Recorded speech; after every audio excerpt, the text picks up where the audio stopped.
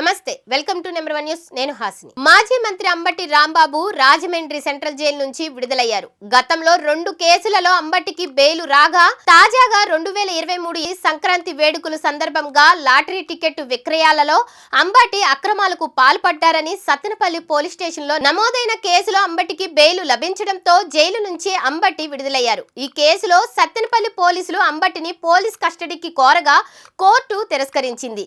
దీనిపై మరిన్ని వివరాలు మా ప్రతినిధి పాండురంగారావును అడిగి తెలుసుకుందాం. పాండురంగారావు, చెప్పండి, అంబటి విడుదల తరువాత అక్కడ పరిస్థితి ఎలా ఉంది? మాజీ మంత్రి అంబటి రాంబాబు కొద్దిసేపటి క్రితమే రాజమండ్రి సెంట్రల్ జైలు నుంచి అయితే విడుదలయ్యారు. గతంలో 2 కేసుల్లో ఆయనకి బెయిల్ వచ్చినప్పటికీ గుంటూరు జనసేన జిల్లా అధ్యక్షుడు పెట్టిన సత్తెనపల్లిలో పెట్టిన కేసులో ఆయనకి ఇప్పటి వరకు రిమాండ్ లో ఉన్నారు.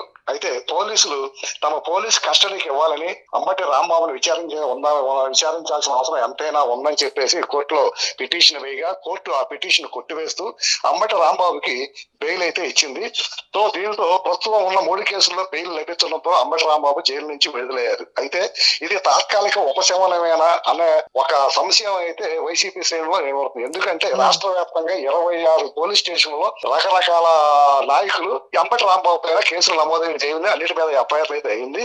ప్రస్తుతానికి అయితే ఈ 4వ కేసు ఏ కేసులో కూడా ఇంతవరకు పీటీ వారెంట్ అయితే రాలేదు. వచ్చిన 3 కేసుల నుంచి బెయిల్ రావడంతో ఆయన అయితే బయటకు వచ్చారు. ఇదైతే అంబటి రాంబాబు జైలు నుంచి బయటకు వచ్చిన అనంతరం విలేకరులతో మాట్లాడుతూ పోలీసులను అర్థం పెట్టుకొని చంద్రబాబు, లోకేష్ తదితరులు తన పైన కక్ష సాధింపు చర్యలకు దిగుతున్నారని, ఇలాంటి కక్ష సాధింపు చర్యలకు ఏమాత్రం భయపడే ప్రసక్తే లేదని, ఎందుకంటే తాను జైల్లో ఉన్న 18 రోజుల్లో ఏమాత్రం కుంగిపోలేదని, జైల్లో ఉన్న 18 రోజుల్ని ఒక శిక్షణా తరగతులుగా భావించి మరింత దృఢంగా తయారయ్యారని, ఎటువంటి కేసులు పెట్టినా కూటమి నాయకులు ఎంత వేధింపులకు గురి చేసినా తాను మాత్రం వెనక్కి తగ్గటం కానీ భయపడటం కానీ కూటమి నాయకులు లొంగిపోవటం కానీ జరిగే ప్రసక్తే లేదని, అప్పుడు ఇప్పుడు ఎల్లప్పుడూ తాను వైఎస్ జగన్ వెంట నడుస్తానని అంబటి రాంబాబు విశ్వస్తంగా అయితే ప్రకటించారు. అంతేకాదు హోంమంత్రి అనిత పైన కూడా అంబటి రాంబాబు సంచలన వ్యాఖ్యలు చేశారు. హోంమంత్రి అనిత పేరుకు మాత్రమే హోంమంత్రి అనిత అని, యాక్చువల్ గా ఆమె మైక్ మంత్రి అని. ఎందుకంటే ఆ హోం పోలీసులు ఎవరి మీద పెత్తనమైనా సరే చంద్రబాబు, లోకేష్ తప్ప హోంమంత్రి అనితకి ఎటువంటి పెత్తనం గానీ అధికారం గానీ లేదని, ఆమె డమ్మీ మంత్రి అని, ఆమెను ఏమీ అనే ఉద్దేశం లేదని చెప్పారు. అలాగే తాను ఇంతవరకు ఎవరిని కూడా పరుష పదజాలంతో దూషించలేదని, ఎప్పుడైనా పొరపాటున ఒకసారి జరిగితే వెంటనే పశ్చాత్తాపం వ్యక్తం చేస్తూ నేను సారీ కూడా చెప్పాను.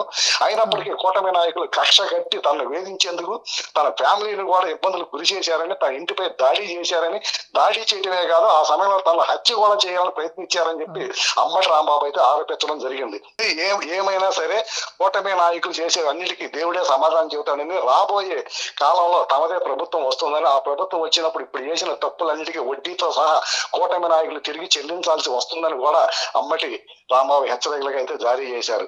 అలాగే తనకు జైల్లో ఉన్నంత సమయంలో మద్దతు తెలిపిన వారికి, మద్దతు తెలపని వారికి కూడా ఆయన కృతజ్ఞతలు తెలిపారు. కొంతమంది ప్రత్యక్షంగా వచ్చి తనకు మద్దతు తెలిపారని, కొంతమంది సోషల్ మీడియా ద్వారా వచ్చి మద్దతు తెలిపారని, కొంతమంది అయితే తనకి ఏమి జరిగినా పట్టించుకున్నట్టుగా వ్యవహరించారని వారికి కూడా దాని కృతజ్ఞతలు తెలుపుతున్నట్టుగా అంబటి రాంబాబు చెప్పారు. అలాగే కేవలం ముఖ్యమంత్రి చంద్రబాబు తల్లిని దూషించాలని చెప్పి నా మీద కేసులు పెట్టిన వారు నన్ను నోటికి వచ్చిన అనరాని బూతులు తిట్టిన టీడీపీ నాయకుల మీద మాత్రం ఎటువంటి కేసులు పెట్టకుండా కేవలం A1 నోటీసులు ఇచ్చేసి పోలీస్ స్టేషన్ నుంచి బయటకు పంపించారని, వారు ఇప్పటికీ స్వేచ్ఛగా బయట తిరుగుతున్నారని, చట్టం నాకే వర్తిస్తుందా?